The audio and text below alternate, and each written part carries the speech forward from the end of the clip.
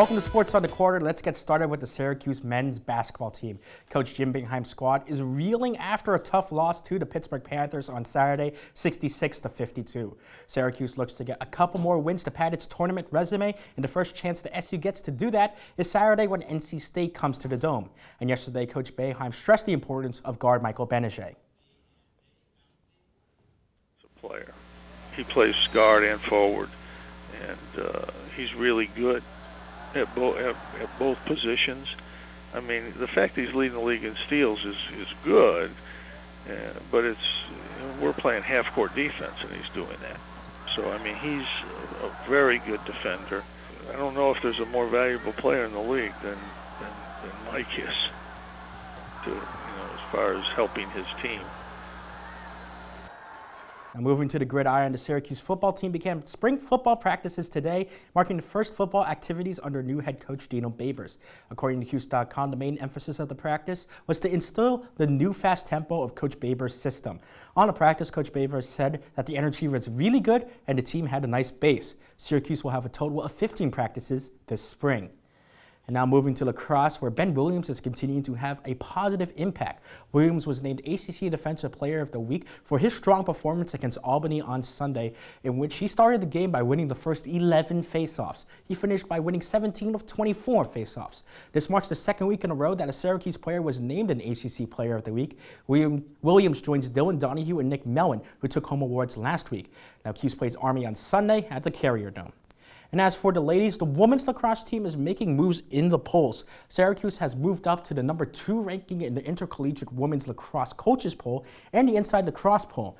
The Orange have started the season 4-0, outscoring opponents 58-22. Syracuse has a tough test coming up on Sunday when number 5 Northwestern visits the Dome at noon.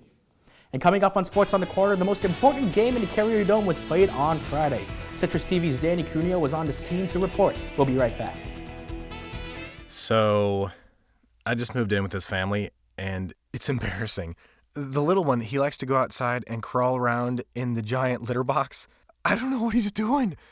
I mean, I was born, and I knew how to use the litter box. Look at that. That's disgusting. Oh, poop already. You're making me nervous. Oh, okay, I can't look at this anymore. I really hope he grows out of this, for his sake.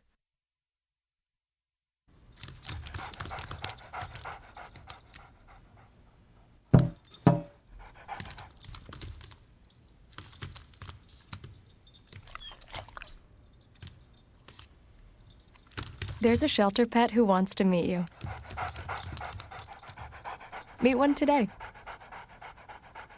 Visit theshelterpetproject.org. Adopt. If I got to go to college, oh my goodness. I like discovering new things. You get to see what works for you and what doesn't. That helps you evolve as a person. You get to make like a supernova of skill or talent or whatever it is. I've always wanted to go to college. I just feel like that's my destiny. My name is Queen, and I am your dividend. Over the relentless passage of time, WAER and the Daily Orange have been locked in a war of superiority.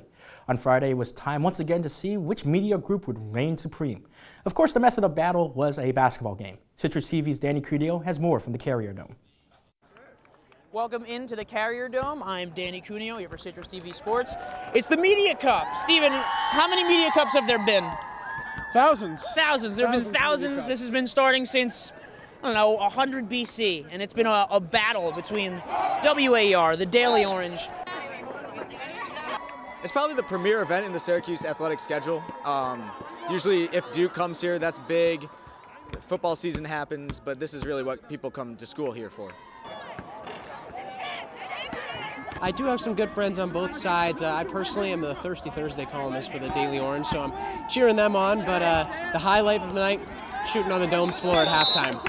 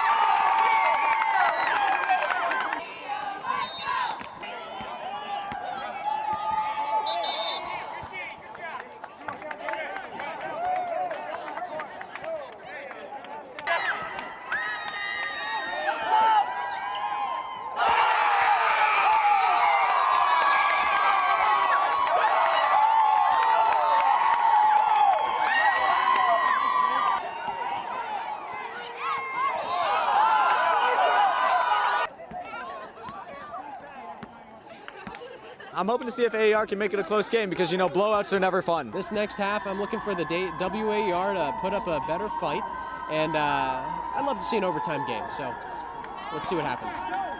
Marv Albert here in the Carrier Dome, getting ready for second half action. Oh, yeah!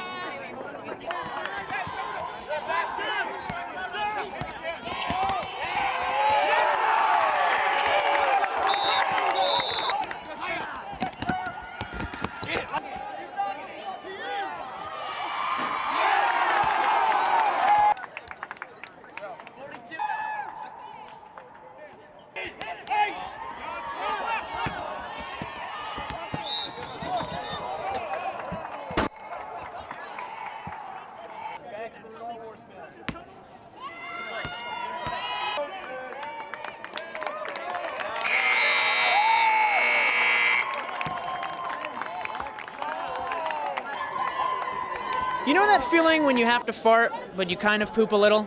That's kind of what this Media Cup was. A 38-30 stinker in the form of a 40-minute basketball game. There were 40 minutes of action and only 38 points. It's less than a point per minute. But I talked to a few of the players, and they had words about stuff. What does it mean to go out on top? It means everything. Are you gonna cry? Look, I love this group of guys, and Cry. Someone MJ cry face this. This is real. This is visceral. Here with the MVP of the Daily Orange team, Jesse Doherty. Jesse, initial thoughts? I wanted to win. I wanted to win my senior year, so it's disappointing. I had fun, though. We had fun. We got to get some guys in at the end that maybe we'll never forget, getting to take a shot in the Carrier Dome, guys that wouldn't have maybe played in a close game. So, like, that's, to me, like, that was really fun.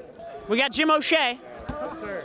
The referee. Jim, it was a chippy basketball game today. Let me tell you. What do you give us your thoughts? You know, the guys just didn't respect me at times, you know? I'm trying my best. You're wearing the stripes, you're wearing the whole, you did the whole thing. At least I looked official. I know last year we got the win, but especially as a senior, you want to go out on top, and that's what we did. So hopefully we really kickstart some win streaks going. We've got 2 in a row, and we're going to keep it going next year. I'm not happy right now. I mean, everyone around us is, it's a fun environment.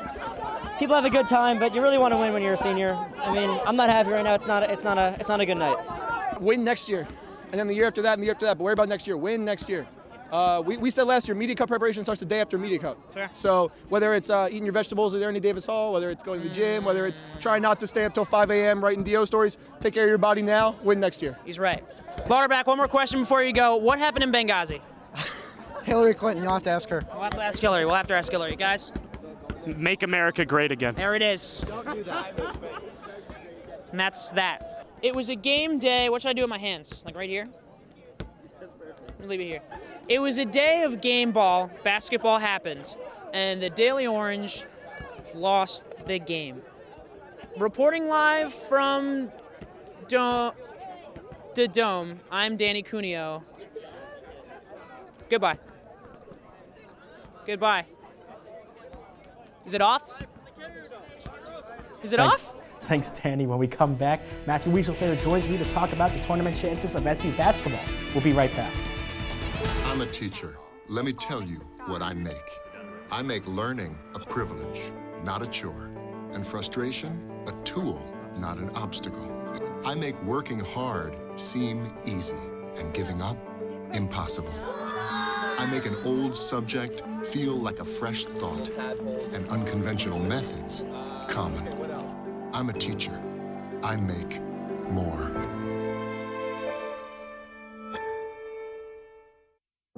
How you doing? My name's Steve. My family's lived in this neighborhood for years. Recently, things got so tight, we had to go to our local food bank for help. I lost a lot of sleep worrying about what the neighbors might think. That is until I saw them there, too. How'd I do, Steve? A little stiff.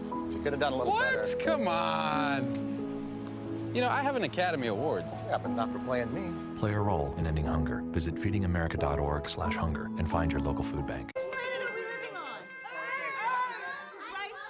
What do you think it would be like to teach?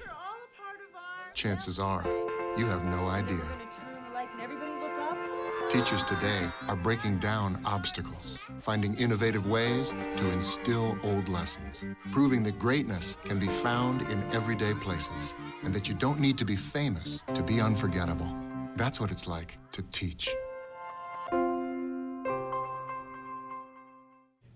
Welcome back. I'm joined by Matthew Weasel there on the desk. Matt, just one quick question. After the loss to Pitt, should Syracuse fans be worried about their chances in the tournament? Okay, I'm going to borrow this from Aaron Rodgers right now. RELAX. Relax, everybody. Look, Pittsburgh is a bubble team like Syracuse was. Losing to them is not that big a deal. This isn't NC State who they have in their next game. They should win that game. If they don't win that game, fans should be worried. Besides that, look, this is a good Syracuse team. A lot of teams are around the bubble. They'll be a 10-9 seed. They'll be fine. All right, thank you a lot, Matt. That's it for Sports on the Quarter. Thank you so much for tuning in, and follow us on Twitter at CitrusTV and at CitrusTV Sports. Like us on Facebook and subscribe to our YouTube page at youtube.com/CitrusTV. With Matt, I'm Christian E. Guzman. Have a great night, Syracuse. Tune into OPP on Saturday for coverage of the game after NC State. Thank you so much for watching.